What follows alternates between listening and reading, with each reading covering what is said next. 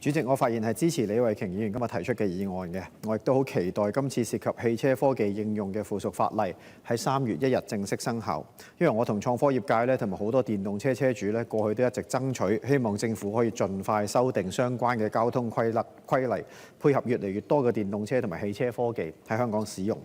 其實早喺2022年11月23日，我已經喺大會上面提出咗書面質詢，要求政府盡快修例，容許私家車使用創新功能，包括容許車輛停泊嘅時候咧，司機可以喺車廂入邊嘅顯示器回播汽車四周嘅錄像。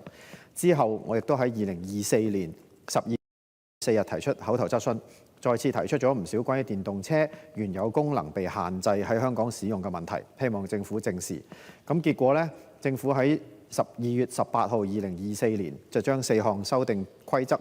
條例提交立法會審議啦，當中包括放寬車入邊嘅視像顯示器嘅資料顯示限制，以及容許咧駕駛者使用遙控泊車功能。我當然支持啦，不過好似頭先謝偉銓議員講，估唔到佢等咗2年幾啫。其實喺我22年提出咗書面質詢之後咧，已經有一個電動車車主嘅群組，有300幾人嘅，佢哋都聯繫咗我，非常好關心有關嘅修訂，亦都經常問我幾時可以通過同埋生效。估唔到咧，大家要等咗2年幾，有啲車主咧連車都換埋啦。希望政府咧可以聽到市民嘅聲音，積極回應呢方面嘅訴求。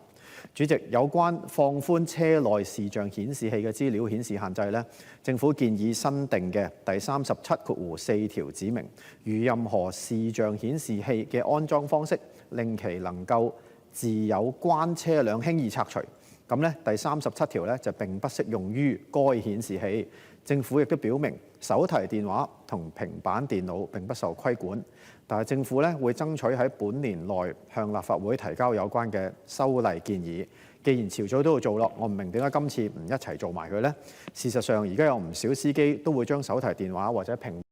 板電腦安裝喺車內，當作顯示屏咁使用。政府今次未有將手提電話同平板電腦一齊納入去規管範圍，都係唔理想嘅，容易令到市民質疑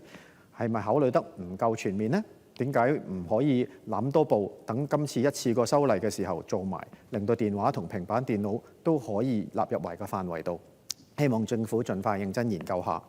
至於今次修例容許駕駛者使用遙控泊車功能，亦都有議員提出咧，由於裝有遙控泊車設備嘅汽車，亦都包括咗電動車，但係電動車咧就冇引擎嘅，所以建議條文中嘅引擎修訂為動力裝置。不過咧，政府嘅回覆就係話，日後有需要整體檢視條例入邊咧有關車輛構造嘅部分時候，就會考慮係咪有修訂引擎一詞嘅需要。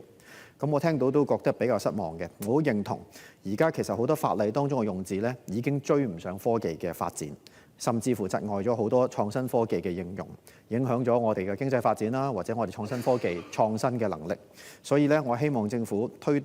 進一步推動電動車普及化方面咧，可以俾更加多汽車科技喺香港更加廣泛應用。喺條例方面咧，盡快咁全面審視，有好多過時嘅部分，係咪可以盡快咁一次過將佢修訂呢？或者有冇啲機制？我哋而家汽車嘅科技日新月異，電動車啊好多智能裝備每日都有推陳出新。我哋如果次次修例都要等2年，咁我哋點做國際創科中心呢？我哋係咪有啲途徑更加快咁適切地將呢啲新嘅科技功能可以喺條例度有更加快嘅修訂方法？多謝主席，本人謹此陳辭。